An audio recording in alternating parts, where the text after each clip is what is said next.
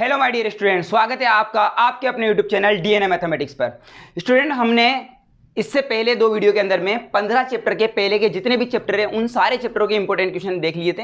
यहां पर हम 15, 16, 17 और 18 और सड़क सुरक्षा इन चैप्टरों के इंपॉर्टेंट क्वेश्चन देखेंगे। सबसे पहले हम 15वां चैप्टर देखते हैं, जो कि हमारा 1 नंबर में तो एक क्वेश्चन आता है, 3 नंबर में एक क्वेश्चन आता है, ऑल ओवर 4 नंबर के क्वेश्चन आते हैं। कहां से? 15वें चैप्टर से। इसका नाम है वृत्त की परिधि एवं क्षेत्रफल। स्टूडेंट, इंपॉर्टेंट क्वेश्चन देखने से पहले हम ये देखेंगे कि इस चैप्टर के अंदर है क्या, किस टाइप के सवाल हैं और किस टाइप के सवाल हमसे पूछे जाते हैं। तो सबसे पहले नंबर पे देखेंगे वृत्त की परिधि एवं क्षेत्रफल में है क्या। तो सबसे पहले ये देखिए आप कि कोई सर्कल दिया होगा आपको और उस सर्कल के आपको क्या क्या पता होता है। 2 पाई आर इसकी परिधि पता होती है और पाई आर इसका क्षेत्रफल पता होता है, पाई आर स्क्वायर, है ना। देखिए स्टूडेंट, यदि किसी वृत्त में 2 त्रिज्याओं से घिरी आकृति होती है तो उस घिरी आकृति को, जैसे ये नीचे वाली घिरी आकृति, इसको बोलते हैं त्रिज्यखंड। छोटी वाली आकृति को बोलते हैं लघु त्रिज्यखंड और बड़ी वाली आकृति को बोलते हैं दीर्घ त्रिज्यखंड। तो इसको बोलते हैं लघु त्रिज्यखंड, लघु त्रिज्यखंड। और ऊपर वाले को क्या बोलते हैं? दीर्घ त्रिज्यखंड। ठीक है स्टूडेंट, तो नीचे वाले का लघु त्रिज्यखंड निकालने का जो सूत्र होता है हमारे पास किताब में, वो है हमारे पास पाई आर स्क्वायर थीटा बटे हुए 360। ये आपको फॉर्मूला याद होना चाहिए। वो डायरेक्ट भी पूछ लेता है कि न्यून कोण थीटा वाले, सपोज ये कोण थीटा है, न्यून कोण थीटा वाले और त्रिज्या आर वाले वृत्त का क्षेत्रफल ज्ञात करने का सूत्र लिखिए। कोण थीटा वाले और आर त्रिज्या वाले वृत्त का क्षेत्रफल का सूत्र ज्ञात करने का फॉर्मूला लिखिए ना, सूत्र लिखिए। तो ऐसा भी आपसे 1 नंबर में पूछ लेता है। अब देखिए स्टूडेंट, यहां अगर हमें इस ऊपर वाले का क्षेत्रफल निकालना है, यानी दीर्घ त्रिज्यखंड का सूत्र निकालना है, तो हम क्या करेंगे? इस वाले पूरे वृत्त के क्षेत्रफल में से, यानी पाई आर स्क्वायर में से अगर हम इसको हटा देते हैं, किसको? पाई आर स्क्वायर थीटा बटे 360 को हटा देते हैं, तो ये वाला क्षेत्र बच जाएगा हमारे पास। क्लियर है? तो हम क्या कर सकते हैं, देखो यहां से हम पाई आर स्क्वायर में से किसको घटाएंगे? इस वाले क्षेत्र को घटाएंगे। इस वाले क्षेत्र का क्षेत्रफल का सूत्र क्या है? पाई आर स्क्वायर थीटा बटे हुए 360। तो हम यहां से घटाएंगे पाई आर स्क्वायर थीटा बटे हुए 360, इसको घटा देंगे। थोड़ा इसको सिंप्लीफाई करके भी लिख सकते हो आप, लेकिन मैं ये कहता हूं कि आप मैक्सिमम इसी को याद रखें। आप डायरेक्ट इसी को एज ए फॉर्मूले के रूप में याद रखें। क्यों? क्योंकि डायरेक्ट निकालने में थोड़ा सा दिक्कत है। और डायरेक्ट भी कर लेते हैं। देखो दोनों में से क्या कॉमन आ रहा है? पाई आर स्क्वायर कॉमन आ रहा है, पाई आर स्क्वायर कॉमन ले लिया, तो यहाँ तो कितना बचेगा? 1 minus pi R square common आ गया, यहाँ कितना बचेगा? थीटा अपॉन नीचे कितना? 360। ठीक है, थोड़ा एलसीएम ले लीजिए। पाई आर स्क्वायर 360 कितना हो जाएगा? 360 माइनस थीटा, 360 माइनस थीटा। तो ये भी एक अपने पास फॉर्मूला रहता है किसका? दीर्घ त्रिज्यखंड का। तो नेक्स्ट देखिए स्टूडेंट कि अगर कोई वृत्त में कोई जीवा वृत्त को 2 भागों में बांटती है। देखो यहां पर त्रिज्याएं 2 भागों में बांट रही थी, यहां 2 त्रिज्याएं लघु त्रिज्यखंड और दीर्घ त्रिज्यखंड में विभाजित कर रही थी वृत्त को। यहां पर जीवा 2 वृत्त में विभाजित कर रही है, लघु वृत्तखंड और दीर्घ वृत्तखंड। नीचे वाले को क्या बोलेंगे? अगर ये जीवा नीचे वाले वृत्त की हम बात करते हैं तो इसको हम बोलेंगे लघु वृत्तखंड, लघु वृत्तखंड। और ऊपर वाले को हम बोलेंगे दीर्घ वृत्तखंड, इसको क्या बोलेंगे? दीर्घ वृत्तखंड। ठीक है, तो लघु वृत्तखंड का फॉर्मूला क्या होता है? यहां पर लघु वृत्तखंड का फॉर्मूला डायरेक्ट याद रखोगे आप, पाई आर स्क्वायर थीटा बटे हुए 360 माइनस आर स्क्वायर बटा 2 साइन थीटा, ये आप याद रखोगे। ठीक है, और अगर आपको ऊपर वाला पूछ ले तो आप सिंपली वही काम करोगे, पूरे वृत्त के क्षेत्रफल में से यानी पाई आर स्क्वायर में से इसको सब्ट्रैक्ट कर दोगे लघु वृत्तखंड के सूत्र को, तो आपका क्या निकल जाएगा? दीर्घ वृत्तखंड का फॉर्मूला निकल जाएगा। ठीक है, तो इसके लिए क्या फॉर्मूला होगा? इसके लिए होगा पाई आर स्क्वायर माइनस कितना? पाई आर स्क्वायर थीटा बटे 360 माइनस आर स्क्वायर बटा 2 साइन थीटा। अगर ऐसे ही छोड़ दिया ना तो ये गलत हो जाएगा। क्यों? देखो अगर यहां ब्रैकेट लगाओगे तब सही है, ब्रैकेट नहीं लगाओगे तो यहाँ माइनस और ये माइनस माइनस प्लस हो जाना चाहिए था। ठीक है, तो ये गलती बहुत सारी जगह कर लेते हैं बच्चे, तो यहाँ आपको ध्यान रखना है, यहाँ ब्रैकेट जरूर लगाना है। ठीक है, अब नेक्स्ट देखते हैं इसके अंदर में जो है हमारे पास। हमने सबसे पहले देखा क्या? इसकी परिधि, दूसरा क्षेत्रफल देखा, तीसरा लघु वृत्तखंड देखा, चौथा लघु त्रिज्यखंड देखा, चौथा दीर्घ त्रिज्यखंड देखा, 5वां लघु वृत्तखंड और 6ठा दीर्घ वृत्तखंड। एक बच गया वलय का क्षेत्रफल। देखिए सकेंद्रीय वृत्त का मतलब क्या होता है कि जिन वृत्तों का केंद्र एक ही हो उनको क्या बोलते हैं? सकेंद्रीय वृत्त। तो अगर इन दोनों वृत्त का केंद्र एक ही हो तो ये वाला जो एरिया बनता है इसको बोलते हैं वलय, इसको क्या बोलते हैं वलय। और इसका क्षेत्रफल आपसे पूछ लेता है, कहता है फुटपाथ का क्षेत्रफल ज्ञात कीजिए, ये वर्ताकार कोई अपने पास पार्क है उसके अंदर में पूछ लेता है, तो इसका क्षेत्रफल कैसे निकालेंगे। देखो अगर बड़े वाले वृत्त के क्षेत्रफल में से अगर छोटे वाले वृत्त का क्षेत्रफल मैं घटा दूं तो ये वाला एरिया बच जाएगा, क्या जो डॉटेड वाला है मेरा जो लाइनिंग वाला एरिया है यही बचेगा। तो क्या करना है हमें, पाई आर स्क्वायर, एक सेकंड देखिए, यहाँ बड़े वाले को आप कैपिटल आर मान लीजिए और छोटे वाले को स्मॉल आर मान लीजिए, आप R1 R2 भी मान सकते हैं। बड़े वाले को कैपिटल आर मान लिया तो बड़े वाले वृत्त का क्षेत्रफल कितना होगा, pi R square, capital R square. इसमें से छोटा वाला वृत्त घटाना तो minus pi R square. Clear है, यहाँ से दोनों में से क्या कॉमन आ रहा है, पाई कॉमन आएगा, तो यहाँ कितना बचेगा, capital R square minus small R square. अब देखो इसको थोड़ा और सिंप्लीफाई कर सकते हो, आपकी एग्जाम्पल नंबर 10 में एक नंबर में ये सवाल दिया हुआ है, क्या कर सकते हो, ए स्क्वायर माइनस बी स्क्वायर को ए प्लस बी ए माइनस बी लिख सकते हो। तो ये क्या बन जाएगा, यहाँ लिख देता हूँ नीचे दिखेगा नहीं, पाई ब्रैकेट क्या होगा, capital R plus small R और capital R minus small R, तो एक फॉर्मूला ये बन जाएगा आपका। ठीक है, किसका, वलय के क्षेत्रफल का। तो ये इस टाइप के इस 15वीं प्रश्नावली में फॉर्मूले हैं और इन फॉर्मूलों पे बेस्ड क्वेश्चन दिए हुए हैं कुछ, और इनमें से एक एक नंबर में तो जो क्वेश्चन आते हैं मैंने बता दिया आपको कि डायरेक्ट सूत्र पूछ लेता है। एक फॉर्मूला रह गया हमारे पास में, और वो क्या रह गया, जब दो त्रिज्याएं किसी वृत्त को दो भागों में बांटती है और तो नीचे वाले वृत्त छोटे वाले को क्या बोलते हैं, लघु त्रिज्याखंड बोलते हैं, तब यहाँ पर जो ये दिया हुआ है इसको बोलते हैं चाप की लंबाई।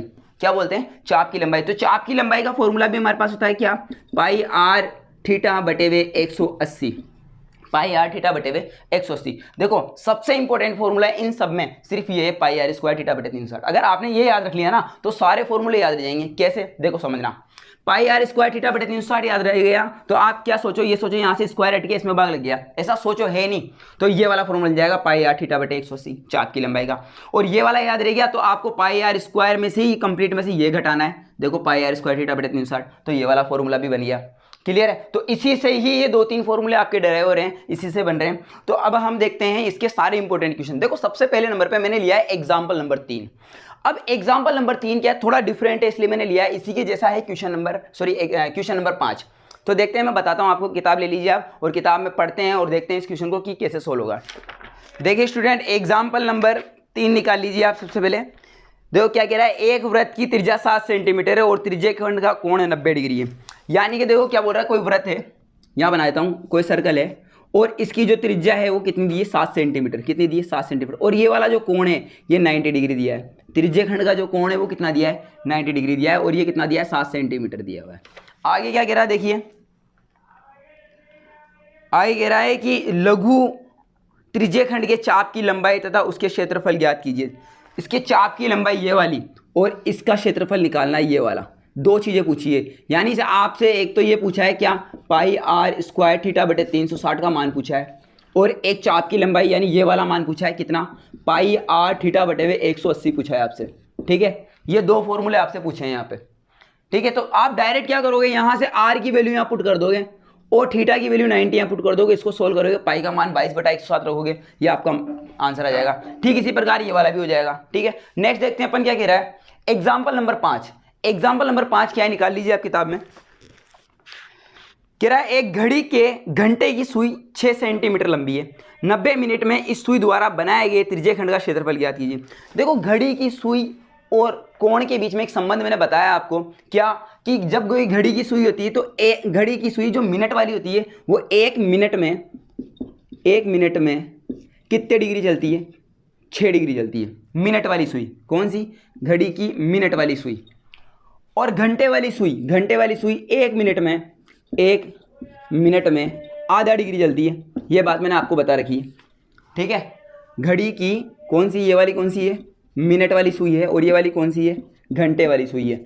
अगर कोई घड़ी है उसके अंदर मिनट वाली सुई है वो तो कितना चलेगी, 6 डिग्री, और जो दूसरी सुई है घंटे वाली वो कितना खसकेगी, एक मिनट में 1/2 डिग्री चलेगी। क्लियर है, देखते हैं क्वेश्चन नंबर ये क्या कह रहा है, पूरा पढ़ते हैं वापस एक बार।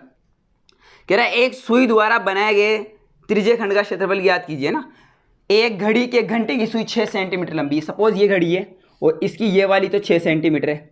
अब वो ये कह रहा है कि 90 मिनट में इस घंटे की सुई द्वारा बनाए गए त्रिज्यीय खंड का क्षेत्रफल ज्ञात कीजिए। तो 90 मिनट में कितना कोण बनाएगी, इसके लिए हम क्या करेंगे, देखो बता रहा है 1 मिनट में 1/2 डिग्री कोण बनाती है, तो 90 मिनट में कितना बनाएगी, 90 मिनट में कितना कोण बनाएगी, 90 मिनट में बनाएगी 45 डिग्री का कोण। आप क्या करो 1/2 से मल्टीप्लाई कर दो, किसको, 90 को, तो कितना हो जाएगा 45 डिग्री। यानी कितना कोण बनाएगी 90 मिनट में, 45 डिग्री का कोण बनाएगी। अब बोल रहा है कि ये बनाया गया कोण है ना, जिसने एरिया जो कवर किया है, इस एरिया का क्षेत्रफल निकालना है। यानी आपको यहाँ पर पाई आर स्क्वायर थीटा बटे हुए 360 निकालना है। यहाँ नई बात सिर्फ ये थी कि उसने घंटे की सुई दी, डायरेक्ट कोण नहीं दिया आपको। अब अगर आपको करना क्या है, सिंपली आपको क्या करना है, यहाँ आर की वैल्यू 6 रखनी है और थीटा की वैल्यू 45 डिग्री रखनी है और इसको सोल्व करना है और ये आपका आंसर आ जाएगा। क्लियर है। अब इसके बाद में नेक्स्ट जो है हमारे पास में वो है 15.2 का क्वेश्चन नंबर 5। बिल्कुल सेम एग्जाम्पल नंबर 5 की तरह ही है ये, बस यहां पर उसने घंटे की सुई दी थी और यहां पर उसने मिनट की सुई दी है। यहां पर जो मिनट की सुई दी है उसको आप किससे मल्टीप्लाई करोगे, जो टाइम दिया गया है उसको आप 6 डिग्री से मल्टीप्लाई करोगे। यहां पर जो 90 मिनट दिए थे उसको मैंने 1/2 से मल्टीप्लाई किया था और वहां पर जो कि हमारे पास सुई काय की है, घंटे की नहीं मिनट की सुई है, इसीलिए हम उसको किससे मल्टीप्लाई करेंगे, 6 डिग्री से मल्टीप्लाई करेंगे। ये क्वेश्चन आप करोगे। ठीक है, नेक्स्ट देखिए क्या कह रहा है, क्वेश्चन नंबर 9 और एग्जांपल नंबर 8। सबसे पहले क्वेश्चन नंबर 9 देख लेते हैं, निकाल लीजिए जल्दी से क्वेश्चन नंबर 9। 15.2 का क्वेश्चन नंबर 9। एक आकृति बनी हुई, देखो मैं कुछ आकृतियां बना देता हूं आपके और आपको ऐसा लगेगा कि हाँ क्वेश्चन यहीं से आएगा। देखो जो 3 नंबर में क्वेश्चन आएगा ना, वो आपके पेपर के अंदर में एक चित्र बना हुआ आएगा, एक डायग्राम बना हुआ आएगा, एक फोटो बनी हुई आएगी। ठीक है, और वो फोटो देखते ही आपके दिमाग में पूरी बातें आ जानी चाहिए, यार मुझे इसमें करना क्या है। ठीक है, तो वो सारी फोटो मैं आप बनाने जा रहा हूं बोर्ड पे, इसको मिटा दूं मैं। तो देखिए सबसे पहले जो आपके बता रहा हूं मैं वो है एक इस तरह की आकृति, एक आयत बना हुआ आएगा और उस आयत में कुछ इस तरह के आपको वृत्त बने हुए दिखाई देंगे।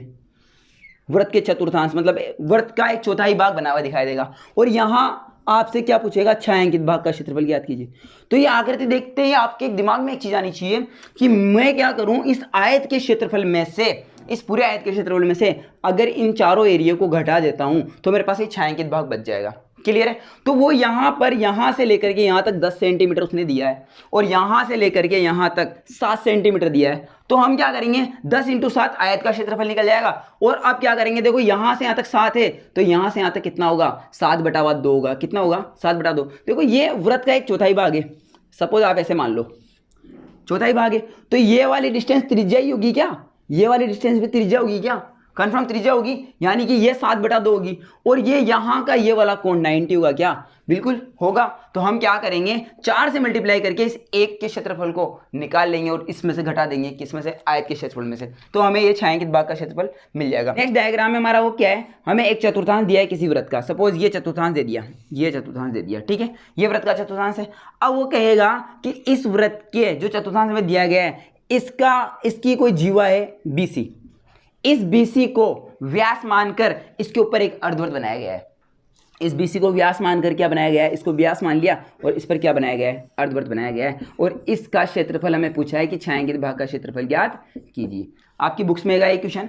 क्लियर, हमें कुछ नहीं करना, हमें इस पूरे वृत्त में से, इस पूरे वृत्त में से, अर्धवृत्त में से ये वाला क्षेत्र घटाना है, यानी वृत्तखंड घटाना है, हमारा ये वाला एरिया आ जाएगा। ठीक है, नेक्स्ट है हमारे पास में एक वृत्त दिया गया है और इसकी एक जीवा है ये वाली। ठीक है, इस जीवा से इसकी परिधि पर एक कोण बनाया गया है, यानी अर्धवृत्त से अर्धवृत्त की परिधि पर बनाया गया कोण कितना होता है, 90 डिग्री, ये वाला दिया गया है। और ये वाला छायांकित भाग का क्षेत्रफल पूछा है आपसे, ये वाला क्षेत्र पूछा है। ठीक है ना, है ये सारे क्वेश्चन आपकी बुक्स में, ये सारे इंपॉर्टेंट है आपकी बुक्स में। और ये सारे जो क्वेश्चन है इनकी कुछ एक ना एक की फोटो बनी हुई आएगी, एक ना एक का डायग्राम बना हुआ आएगा पेपर में, और आपको देखते ही पता चलना चाहिए कि मुझे इसके अंदर करना क्या है। इस वाले में क्या करना है, वृत्त के क्षेत्रफल में से इस त्रिभुज के क्षेत्रफल को घटाना है और बाकी का ये एरिया आपके आ जाएगा। क्लियर है। और एक दो क्वेश्चन और है, एक क्वेश्चन है देखो इस प्रकार का, एक वर्ग बना हुआ है, क्या बना हुआ है, वर्ग, और वर्ग के अंदर में 4 गोले बने हुए हैं इस तरह से। कुछ याद आया तो बता देना कमेंट में कि हाँ सर बने हुए हैं, ये बने हुए हैं, ये टच है बिल्कुल। ठीक है ना, और ये वाला एरिया पूछा है आपसे, थोड़ा डायग्राम टेढ़ा मेढ़ा हो रहा है लेकिन आपको समझ में आ जाना चाहिए, आपने साल भर पढ़ाई की है। ये वाला एरिया पूछा है आपसे, तो इसमें भी क्या करना है, वर्ग का क्षेत्रफल में से इन चारों वृत्त के क्षेत्रफल को घटाना है, छायांकित भाग का क्षेत्रफल आ जाएगा। तो ये सारे इंपॉर्टेंट क्वेश्चन है, कुछ छूट भी गए होंगे हो सकता है, हाँ एक छूट गया, मैं बता देता हूँ। कह रहा है कि एक ऐसा इस प्रकार का एक खेत है और इसके अंदर इसके जो विकर्ण है दोनों जिस बिंदु पर प्रतिच्छेद करते हैं उसको केंद्र मान करके इसके दोनों ओर इस प्रकार के वृत्त बनाए गए हैं। एग्जाम्पल है ये, आपकी बुक्स में बता देता हूं मैं कौन सा एग्जाम्पल है। देखिए ये रहा एग्जाम्पल नंबर 9 है ये, और एग्जाम्पल नंबर 9 है और काफ़ी इंपॉर्टेंट है एग्जाम्पल नंबर 9। इनमें से एक ना एक डायग्राम आपके पेपर में बना हुआ आ जाएगा। नेक्स्ट प्रश्नावली है हमारे पास में, ये सारे क्वेश्चन आप देख लीजिए। 15.2 का क्वेश्चन नंबर 9 एग्जाम्पल नंबर 9 वो बताया मैंने अभी, 10, 11 और 15.2 का 7वां, 8वां, 9वां, ये सारे इंपॉर्टेंट क्वेश्चन हैं।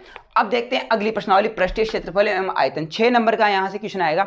अब यहाँ फिक्स नहीं है कि 6 नंबर का किस टाइप से आएगा, हो सकता है 2 + 3 + 1 का दे दे, यानी 1 का 1 दे दे, 2 का 1 दे दे, 3 का 1 दे दे, टोटल 6 नंबर हो गया। बड़ा सवाल यहाँ से नहीं आता, ठीक है। अगली बार देखो यहाँ पर जो दिक्कत है वो बच्चों को क्या आती है, यहाँ आती है कि उनको फॉर्मूले याद नहीं रहते।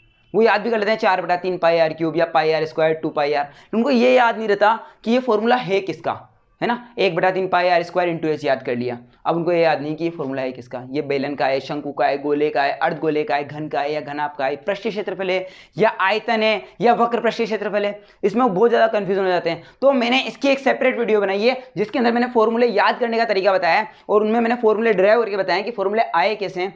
तो उस वीडियो को आप देख लें, उसका जो लिंक है वो मैंने डिस्क्रिप्शन में दे दिया है, ठीक है। अब देखते हैं इसके सारे इंपॉर्टेंट क्वेश्चन। सबसे पहले लिखा हुआ 6.1 का क्वेश्चन नंबर 8। देखो पहली बात तो ये कि यहां से क्वेश्चन किस टाइप का आएगा, यहां से जो क्वेश्चन आएगा एक आकृति से दूसरी आकृति में बदलने वाला आएगा। जैसे किसी शंकु में पानी भरा हो उसको दूसरे में उड़ेला जाता है, या कोई मोटा गोले को पिघला करके छोटे छोटे कंचे बनाए जाते हैं। तो आयतन पे बेस्ड क्वेश्चन आएगा, है ना। तो क्या होगा, बड़े गोले का आयतन बराबर n × छोटे गोले का आयतन, ठीक है ना, इस प्रकार के क्वेश्चन। तो यहां से देख लेते हैं हम। सबसे पहले देखो मैंने यहां पर लिखा है कंप्लीट 16.4 के और विविध, 16.4 और विविध को आपको कंप्लीट पढ़ना है। फिर भी उनमें से आपको अगर इंपॉर्टेंट क्वेश्चन चाहिए तो मैंने यहाँ लगाया क्वेश्चन नंबर 9 और क्वेश्चन नंबर 14। बाकी आपको मेरा ये सजेशन है कि 16.4 और विविध तो कंप्लीट करनी है, तब जा करके आपके यहाँ से क्वेश्चन बैठेंगे। तो सबसे पहले देखते हैं 16.1 का क्वेश्चन नंबर 8। क्वेश्चन नंबर 8 निकाल लीजिए आप। 16.1 का क्वेश्चन नंबर 8 क्या कह रहा है, 14 सेंटीमीटर लंबी, 1.5 मीटर ऊंची और 85 सेंटीमीटर चौड़ी दीवार में 22 सेंटीमीटर, 10 सेंटीमीटर और 7 सेंटीमीटर माप की कितनी ईंटें की आवश्यकता होगी। तो देखो यहाँ पर क्या करना है, यहाँ सेम वही बात है। सबसे पहले तो इकाई का ध्यान रखना है। देखो इसने क्या करा, 44 तो मीटर दे दिया और 1.5 मीटर दे दिया, और लेकिन आगे 85 सेंटीमीटर दे दिया। तो आप सबसे पहले इस प्रकार के क्वेश्चन में अगर वो कह रहा है कि कितनी ईंटें लगाई जा सकती हैं, तो ईंटों की इकाई जाहिर सी बात है छोटी होगी। तो आप एक काम करें, सभी को सेंटीमीटर में बदल लें, जो मीटर दिए गए उनको भी किस में बदल लें, सेंटीमीटर में बदल लें। तो इसके अंदर क्या होगा, हमें ईंटों के आयतन का भाग लगाना है इस पूरी दीवार के आयतन में, तो हमें ईंटों की संख्या पता चल जाएगी। तो हमें क्या करना है, सिंपली हमें दीवार का आयतन निकालना है और उसके अंदर किसका भाग लगाना है। दीवार कैसी होगी, घनाभाकार, उसमें ईंट भी कैसी होगी, घनाभाकार। तो दीवार के आयतन में हमें ईंट के आयतन का भाग लगाना है, और ये आपका क्वेश्चन नंबर कौन सा हो जाएगा, 8वां। इतना टाइम नहीं कि मैं एक एक क्वेश्चन आपको सोल्व कराऊं, अभी मैं आपको सिर्फ इंपॉर्टेंट क्वेश्चन बता रहा हूं और आपको बता रहा हूं कि किस तरह से आप क्वेश्चन देखते पहचानो कि यार मुझे इसमें करना क्या है, ठीक है ना। तो क्वेश्चन देखते आपके दिमाग में आएगा, हाँ यार अपन ने इसके आयतन में इसके भाग लगाना है तो हमें संख्या मिल जाएगी, ठीक है। नेक्स्ट क्वेश्चन है क्या हमारे पास, एक क्वेश्चन नंबर 11, उसी का 6.1 का क्वेश्चन नंबर 11। देखिए बिल्कुल ऐसा कैसे होगा, एक दीवार की लंबाई, चौड़ाई और ऊंचाई क्रम से उसने 5 मीटर, 30 मीटर और 3 मीटर दिए। दीवार में 20 × 10 × 7.5 सेंटीमीटर माप की कितनी ईंटों की आवश्यकता है। सेम वही बात है, हमें ईंटों की संख्या निकालनी, जैसा ये क्वेश्चन है सेम होगा वही ये क्वेश्चन है, ठीक है। अगला क्या कह रहा है, एग्जाम्पल नंबर 5। देखिए एग्जाम्पल नंबर 5 निकालिए इसका।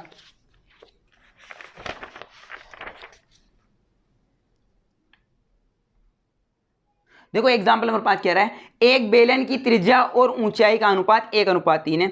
यदि इसका आयतन 3234 सेंटीमीटर क्यूब हो तो बेलन का संपूर्ण पृष्ठीय क्षेत्रफल ज्ञात कीजिए। उसने कोई बेलन दिया है आपको और बेलन की ऊंचाई और त्रिज्या का अनुपात दिया है। तो देखो एक बात बताओ, अगर इसकी कितना दिया है, 1:3, अगर इसकी त्रिज्या r है तो इसकी ऊंचाई 3r हो जाएगी क्या।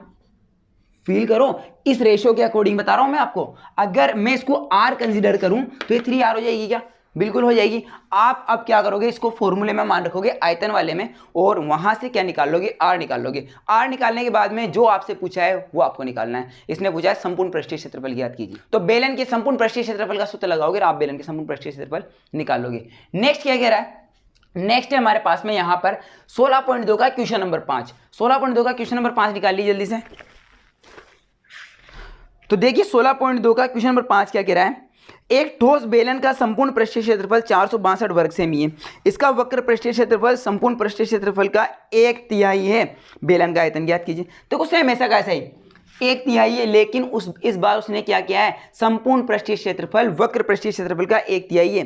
ठोस बेलन का संपूर्ण पृष्ठीय क्षेत्रफल दिया गया है, इसका वक्र पृष्ठीय क्षेत्रफल संपूर्ण पृष्ठीय क्षेत्रफल, यानी कि कर्व्ड सरफेस एरिया जो है वो टोटल सरफेस एरिया का कितना है, 1/3 है।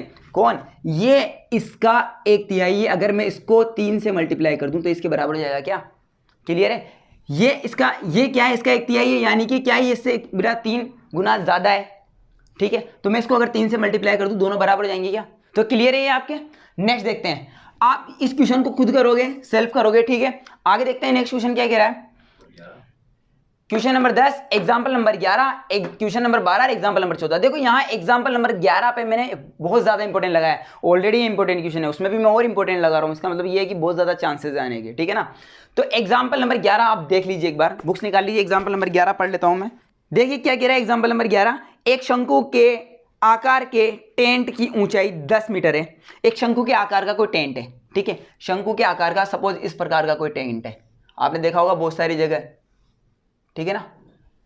इस प्रकार का कोई टेंट है, इसकी ऊंचाई कितनी, 14 मीटर है, तथा आधार का क्षेत्रफल दिया है, यानी वृत्त का क्षेत्रफल। आधार कैसा होता है, एक वृत्त होता है, वृत्त का क्षेत्रफल दिया है। कितना दिया है, 346.5 मीटर स्क्वायर। यह टेंट 1.5 चौड़े कैनवास से बना हुआ है, तो कैनवास की लंबाई आती है। देखो कैनवास वर्ड याद कर लो आप, इस क्वेश्चन में कैनवास का नाम लिखा हुआ है, ये क्वेश्चन आएगा बोर्ड में, बहुत ज्यादा इंपॉर्टेंट है। फिर वो आप वहां पढ़ोगे तब आप कहोगे कैनवास, इतमोस सर ने बताया था सर कैनवास वाला आएगा, है ना। तो बहुत अच्छी तरह से इसको याद करोगे आप। क्वेश्चन नंबर 12 देखिए क्या कह रहा है।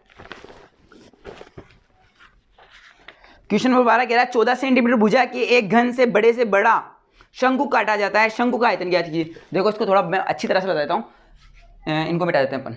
देखो क्या कह रहा है, 14 सेंटीमीटर घन से एक बड़ा शंकु काट कर निकाला जाता है ना। तो पहले हम घन बना लेते हैं। देखिए एक बार, ये आपका घन तैयार हो गया, ठीक है। अब इस घन से, ये घन तैयार है और इस घन से क्या निकालना है, हमें बड़े से बड़ा शंकु निकालना है। तो एक बात बताइए, बड़े से बड़ा शंकु निकालना है, इसका मतलब हमें क्या करना है, ये पूरा एरिया, ये पूरा कवर होगा ऊपर वाला। भाई ऊपर एकदम से बिल्कुल यहां से मैं यूं काटूंगा एकदम, घन इसको कंसीडर कर लो, घन है, मैं बिल्कुल पूरा ही काटूंगा। और इसका जो शीर्ष होगा वो बिल्कुल नीचे वाले प्लेन तक आएगा, यहां तक, यानी कि ये पूरा इस प्लेन तक आएगा।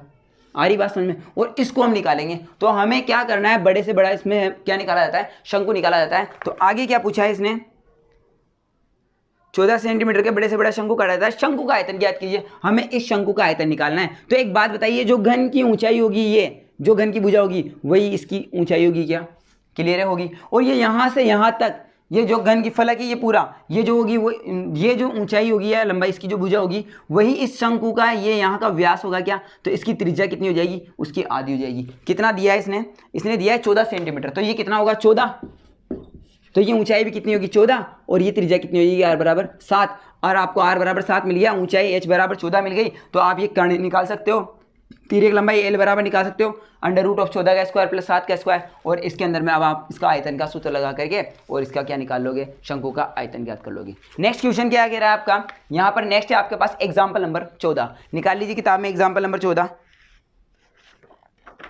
देखिए एग्जाम्पल नंबर 14 बहुत ज्यादा इंपॉर्टेंट है। क्या कह रहा है, शीशे के एक गोले की त्रिज्या 5 सेंटीमीटर है, इससे 5 mm की त्रिज्या की कितनी गोलियां बनाई जा सकती है। एक गोला दिया है, थोड़ा बड़ा है, उसकी त्रिज्या 5 सेंटीमीटर है और उससे छोटी छोटी गोलियां बनानी है जिसकी जो त्रिज्या है वो 5 mm की है, यानी 5 मिलीमीटर की है। तो हमें वही काम करना है, हमें बड़े गोले का आयतन में छोटे गोले के आयतन का भाग लगाना है। हमें नंबर ऑफ जो गोलों की संख्या है, छोटे गोले की संख्या वो निकल जाएगी। मैंने वही बताया, बड़े गोले का आयतन बराबर n इंटू छोटे गोले का आयतन, आपको ये काम करना है, ठीक है। तो ये एग्जाम्पल है, सोल्व हुआ है, आप खुद करोगे, बहुत ज्यादा इंपॉर्टेंट है। फिर मत कहना कि आ गया था सर आपने तो बताया, हमने किया ही नहीं इसको, ठीक है। इसके बाद में दोनों तो इंपॉर्टेंट है ही सही, मैं दोनों के बारे में बात ही नहीं करूंगा। 16.4 कंप्लीट करनी है, विविध कंप्लीट करनी है आपको, ठीक है। अब नेक्स्ट क्या है, केंद्रीय प्रवृत्ति के माप, बिल्कुल डिटेल से बताऊंगा। जिस बच्चे ने अब तक पढ़ाई नहीं की, 6 नंबर पक्के हैं, उसके एक सवाल आएगा 6 नंबर का कंप्लीट, अथवा में नहीं आता है, ठीक है। अब देखते हैं क्या कह रहा है यहां पर, इसको मैं फुल डिटेल से बात करने वाला हूं, ध्यान से देखे जाओ आप। नेक्स्ट स्टूडेंट अपना केंद्रीय प्रवृत्ति के माप, 6 नंबर का ऐसा सवाल आएगा, एक बड़ा सवाल, ठीक है। तो देखिए सबसे पहले यहाँ लिखा है मैंने अवर्गीकृत या व्यक्तिगत बारंबारता बंटन सारणी या समांतर माध्य है ना। तो अवर्गीकृत क्या होता है, हमें कुछ इस प्रकार के आंकड़े दे दिए गए होंगे, जैसे दे दिया 6 2 9 8 7 है ना। हमें क्या करना है, सिर्फ एक फॉर्मूला लगाना है, आंकड़ों का योग बटे हुए आंकड़ों की संख्या। अब यहाँ से अगर छोटा सवाल देता है, अगर मान लो एक नंबर में, तो वो क्या करता है, कोई सा भी एक नंबर गायब कर देता है और वहाँ x दे देता है और कहता है कि माध्य कुछ ऐसा ही, ये लो 15.2 है ना। तो क्या करना है, फॉर्मूला है हमारे पास में, समांतर माध्य x बार बराबर आंकड़ों का योग बटे हुए आंकड़ों की संख्या, बटे हुए आंकड़ों की संख्या। ये हमारे पास एक फॉर्मूला है। इस फॉर्मूले में हम क्या करते हैं, ये जितने भी हमें दिए गए हैं इन सब का योग करेंगे और नीचे नंबर ऑफ, ये जो नंबर दिए गए हैं इनका नंबर 1 2 3 4 5, 1 2 3 4 5 इसका भाग लगा देंगे। तो ये हमारे पास क्या निकल जाएगा, आंकड़ों का योग बटे आंकड़ों की संख्या से समांतर माध्य निकल जाएगा। कौन सा, अवर्गीकृत बारंबारता। ठीक है, अब इसके बाद में हमारे पास वर्गीकृत बारंबारता बंटन से समांतर माध्य। अगला है हमारे पास में वर्गीकृत बारंबारता बंटन। तो वर्गीकृत बारंबारता बंटन निकालने का हमारे पास में 3 मेथड है, जिसमें से सबसे जो इंपॉर्टेंट है वो है कल्पित माध्य मेथड। तो पहला तो है हमारे पास माध्य निकालने का, माध्य बोलेंगे मैं x बार। माध्य निकालने का फर्स्ट मेथड है हमारे पास में प्रत्यक्ष विधि। कौन सी, प्रत्यक्ष विधि। दूसरा है हमारे पास में कल्पित माध्य मेथड। ठीक है, और तीसरा है हमारे पास में पग विचलन भी बोलते हैं, पद विचलन भी बोलते हैं ना, पद विचलन या पग विचलन। तीनों के फॉर्मूले में यहाँ लिख देता हूं। सबसे पहले हमें क्या करना है, सिग्मा एफ आई एक्स आई बटे हुए सिग्मा एफ आई।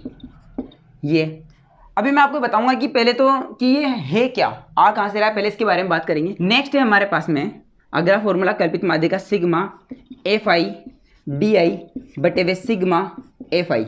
यहाँ हम ए प्लस करते हैं, बताता हूँ अभी क्यों करते हैं, A plus sigma F I D I बटे वे सिग्मा एफ आई। यहाँ डी आई इक्वल टू, यहाँ डी आई बराबर एक्स आई माइनस ए होता है। एक्स आई माइनस ए क्या है, हम एक्स आई में से ही कोई मान चूज करेंगे, कोई एक मान, उसे वापस एक्स आई में से ही घटा देंगे और जो मान चूज करेंगे उसको बोलेंगे हम कल्पित मान, और उसे क्या कहेंगे हम डी आई। यहाँ हमने ए घटाया इसलिए हम यहाँ क्या करेंगे, ए ऐड कर देंगे फॉर्मूले में। नेक्स्ट है हमारे पास में एक्स बार बराबर A plus sigma F I U I बटे वे sigma F I into H. देखिए यहाँ पर यू आई क्या है, यू आई है हमारे पास में एक्स आई माइनस ए अपॉन एच। देखो यहाँ जब मैंने a सब्ट्रैक्ट किया है तो यहाँ मैंने a ऐड किया है, यहाँ मैंने h का भाग लगाया है, h से डिवाइड किया है, तो मेरे को यहाँ फॉर्मूले में क्या करना पड़ेगा, s से मल्टीप्लाई करना पड़ेगा। तो ये 3 फॉर्मूले हैं हमारे पास में क्या निकालने के लिए, माध्य निकालने के लिए वर्गीकृत बारंबारता बंटन का। वर्गीकृत बारंबारता बंटन होता है क्या, इसको हम थोड़ा डिटेल समझेंगे। देखिए यहाँ पर हमें मान लो प्राप्तांक दिए गए हैं, ठीक है, प्राप्तांक, और अभी है क्या ये बताता हूँ मैं। यहाँ पर छात्र दिए गए हैं, ठीक है। अब प्राप्तांक जैसे दिए गए हैं 0 से 10, 10 से 20, 20 से 30 बहुत है, और 30 से 40 मान लो आप, एक और 30 से 40, ठीक है। यहाँ पर लिख दिया मैंने से 12, 18, 30, 6, ठीक है। ये बच्चों के नाम मैंने लिख दिए, बच्चों की संख्या लिख दी है। तो देखो प्राप्त ये है क्या, यहाँ पर ये चीज़ समझिए आप, 0 से 10 का मतलब ये है कि 0 से 10 तक जिन जिन बच्चों के नंबर आए हैं उन बच्चों की संख्या है 12, यानी 12 बच्चे ऐसे हैं जिनके 0 से 10 तक के बीच में नंबर आए हैं, ठीक है। 18 बच्चे ऐसे हैं जिनके 10 से लेकर के 20 तक जो नंबर आए हैं, और 30 बच्चे ऐसे हैं जिनके 20 से 30 के बीच में जो नंबर आए हैं वो कितने, 30 बच्चे हैं, और 30 से 40 वाले जो बच्चे हैं वो कितने हैं, 6 बच्चे हैं, ठीक है। तो ऐसा क्या होता है कि हम औसतन निकालते हैं, यानी कि upper limit plus lower limit बटावा 2, यानी ऊपरी सीमा प्लस निचली सीमा बटे हुए 2। हम क्या करेंगे, इसको और इसको जोड़ के 2 का भाग लगा देंगे। जो संख्या आएगी उसको हम बोलते हैं एक्स आई, जो संख्या आएगी उसको हम क्या बोलते हैं, एक्स आई। यहाँ कॉलम बना लेता हूँ मैं अलग से, ठीक है, ऊपर जगह नहीं है इसलिए। तो क्या करते हैं, हम इन दोनों को जोड़ करके 2 का भाग लगाते हैं। जीरोस को जोड़ेंगे कितना होगा 10, और 10 में जब 2 का भाग लगाएंगे तो कितना आएगा 5। इसी प्रकार इन दोनों को जोड़ेंगे 10 और 20 को तो 30 होगा, 30 में जब 2 का भाग लगाएंगे कितना आएगा 15, तो यहाँ हम लिख देंगे 15।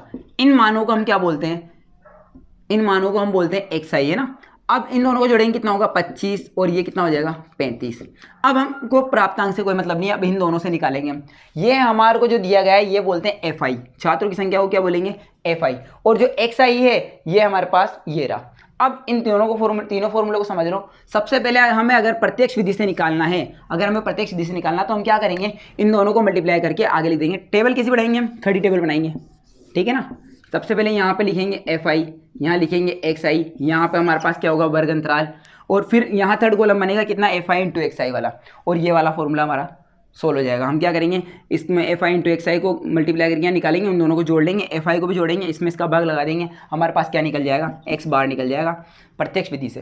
कल्पित मान निकालने के लिए हम क्या करेंगे, XI में से कोई मान चूज करेंगे, बीच में से कोई सा भी एक मान, बीच का मान चूज कर लेंगे। बीच का अगर नहीं आ रहा तो कोई सा भी कर सकते हैं, ये कर लीजिए 25, और हम क्या करेंगे, अब इस 25 में से इसको घटाएंगे 5 को, तो कितना आएगा -20, फिर इसको घटाएंगे, फिर इसको खुद घटाएंगे, फिर घटाएंगे, तो आधे ऊपर प्लस के आएंगे, आधे नीचे माइनस के आएंगे, सॉरी ऊपर माइनस के आएंगे और नीचे प्लस के आएंगे। तो हम क्या करेंगे, प्लस वालों को अलग ऐड कर लेंगे और माइनस वालों को अलग ऐड कर लेंगे, और फिर हम क्या करेंगे, उनको सब्ट्रैक्ट करके और फॉर्मूले में वैल्यू रखेंगे, हमारा ये मान आ जाएगा। ये है हमारा माध्य निकालने का, वर्गीकृत बारंबारता बंटन का। अब इसके बाद में है अपना नेक्स्ट टॉपिक है माध्यक। माध्यक क्या होता है, देखिए माध्यक में भी हमें कुछ इस प्रकार की एक श्रेणी दी गई होगी, अवर्गीकृत की बात कर रहा हूँ। अगला देखिए स्टूडेंट हमारा क्या है, यहाँ पर अगला है हमारे पास में अवर्गीकृत बारंबारता बंटन से माध्यक ज्ञात करना। तो माध्यक निकालने के लिए हमें सबसे पहले क्या करना होगा, हमें जो आंकड़े दिए गए होंगे, जैसे हमें दिए गए 6, 12, 18, 21, 9, है ना। तो सबसे पहले हम क्या करेंगे, इन्हें आरोही या अवरोही क्रम में व्यवस्थित करेंगे। सबसे पहले क्या करेंगे, आरोही या अवरोही क्रम में व्यवस्थित करेंगे, यानी कि या तो सबसे पहले सबसे छोटा, फिर उससे बड़ा, फिर उससे बड़ा, फिर उससे बड़ा, ठीक है, ये होता है आरोही क्रम। अवरोही क्या होता है, सबसे बड़ा, फिर उससे छोटा, फिर उससे छोटा, ऐसे करके इसको सबसे पहले व्यवस्थित करेंगे। सबसे छोटा कौन सा है 6, फिर कौन सा है अपने पास में 9, फिर इसके बाद 8 है, फिर 8 के बाद कौन है 9, फिर कितना है 12, फिर कितना है 21। ये आरोही क्रम में व्यवस्थित हो गया अपना। अब क्या करेंगे, आरोही क्रम में व्यवस्थित होने के बाद में हम क्या देखते हैं, इनकी संख्या 1, 2, 3, 4, 5 कितने, तो n इक्वल टू कितना है 5, जो कि क्या है विषम है। अगर विषम होता है तो हम करते हैं n+1/2वां पद, और यही हमारा क्या होता है माध्य, ठीक है, अवर्गीकृत की बात कर रहा हूं मैं। और अगर ये सम होता, सपोज एक नंबर और होता, ये लो 25, तो अब क्या हो गया, सम हो गया, और सम होने पे हम करते हैं n/2वां प्लस n/2 + 1वां पद, ठीक है, और इसका औसत बटे में 2, और हमारा ये क्या निकल जाता, माध्यक निकल जाता, ठीक है। सबसे पहले क्या करते हैं n/2, यानी कि हमारे पास कितना है 6, 6/2 यानी कि कितना हो गया 3, तीसरा और चौथा पद n/2 + 1, तीसरा और चौथा पद यानी कि ये दोनों पद, और इन दोनों को जोड़ करके उसमें 2 का भाग लगाए थे, हमारा क्या निकल जाता, माध्यक निकल जाता। अब माध्यक निकालने के लिए हमारे पास में वर्गीकृत बारंबारता बंटन के लिए हमें देखना है कि क्या होगा। वर्गीकृत बारंबारता बंटन के लिए आपको एक फॉर्मूला याद रखना पड़ेगा, आपको CF निकालना पड़ेगा, संचय बारंबारता सारणी बनानी पड़ेगी। सबसे पहले मैं एक एग्जाम्पल लिख लेता हूँ यहाँ पे। देखिए स्टूडेंट, हमने एग्जाम्पल नंबर 1 लिया आपकी बुक का, और माध्यक और बहुलक दोनों इसे एग्जाम्पल से हम समझ लेंगे, ठीक है। तो माध्यक निकालने के लिए सबसे पहले क्या करना है, हमें इस सारणी को हमें खड़ी बनाना है। तो सबसे पहले हम इसको इस प्रकार से, इस सारणी को इस खड़ी सारणी में बना लेंगे, ठीक है। अब क्या करेंगे, अब हमें सबसे पहले माध्यक निकालने के लिए CF निकालना होगा, संचय बारंबारता सारणी। CF के लिए क्या करना पड़ेगा, संचय बारंबारता का मतलब होता है हमें बारंबारता को इकट्ठा करना है, संचय करना है, यानी कि हमें उन्हें इकट्ठा करना है। सबसे पहले हम बारंबारता के पास जाएंगे, 6 को उठाएंगे, यहाँ लिख देंगे 6 में किसका कितने जोड़ेंगे, 20 जोड़ेंगे, यहाँ लिख देंगे 26, 26 में हम कितना जोड़ेंगे 44, कितना हो गया 70, देखो 6 4 10 की 0, और हासिल लगेगा 6 4 2 6 6 1 7, 70, 70 में जोड़ेंगे कितना हो जाएगा अपने पास में 96, 96 में 3 ऐड करेंगे कितना 99, 99 में 1 ऐड करेंगे कितना 100, ठीक है। इस 100 को हम यहाँ पे लिख देंगे, इसको बोलते हैं हम n, ठीक है। अब क्या करेंगे, n/2 से ठीक बड़ी संचय बारंबारता देखते हैं, किससे, n/2 से ठीक बड़ी संचय बारंबारता। यहाँ लिख देता हूँ मैं n/2 यानी कि 100/2 से यानी 50 से क्या देखते हैं, ठीक बड़ी बारंबारता, संचय बारंबारता देखते हैं, ठीक है, ठीक है। अब n/2 यानी 50 से ठीक बड़ी है ना, 50 से ठीक बड़ी 70, देखो 96 भी है 99 भी है, लेकिन उसने कहा ठीक बड़ी कितनी 70। हम इसको क्या करेंगे, डिब्बा बना लेंगे, इसके ऊपर वाले को भी डिब्बा बना लेंगे। इस मान को बोलते हैं सी, इसको बोलते हैं एफ, इसको बोलते हैं लोअर लिमिट एल। और अब हम क्या करेंगे, फॉर्मूले में मान रखेंगे। फॉर्मूला क्या है हमारे पास में, यहाँ लिख देता हूँ मैं, m बराबर L plus N by two minus C upon F into H. इस सूत्र में अपन मान रखेंगे और क्या होगा, अपना आंसर आ जाएगा। मान भी रख लेते हैं अपन, 2 मिनट लगेंगे। एल का मान कितना है हमारे पास में 40 प्लस एन बाई टू कितना 50 माइनस सी कितना 26 अपॉन एफ कितना देखिए 44 इंटू एच कितना, इंटू एच का मतलब है इन दोनों का अंतराल, ठीक है ना, वर्ग अंतराल। 55 में से 44 घटाऊंगा या 25 में 10 घटाऊंगा, किसी में से भी घटा लो। हमें क्या करना है, upper limit minus lower limit करनी है। तो हमारे पास क्या आ जाएगा, वर्ग अंतराल या वर्ग चिन्ह, इसको बोलते हैं एच। और कितना आ रहा है 15, हम यहाँ पर कितना लिख देंगे 15। अब इसको थोड़ा सोल्व करेंगे, ये 40 देखो 50 माइनस 26 24 अपॉन कितना 44 इंटू 15। अब जब इसको सोल्व करेंगे हम तो 48 पॉइंट समथिंग हमारा आंसर आ जाएगा, ठीक है, ये आप करोगे। अब नेक्स्ट देखते हैं अपन बहुलक। देखो बहुलक याद करने के लिए हमें एक फॉर्मूला याद करना होगा और उस फॉर्मूले की मैं आपको एक ट्रिक बताता हूं, 10/102। इसको मिटा देता हूं।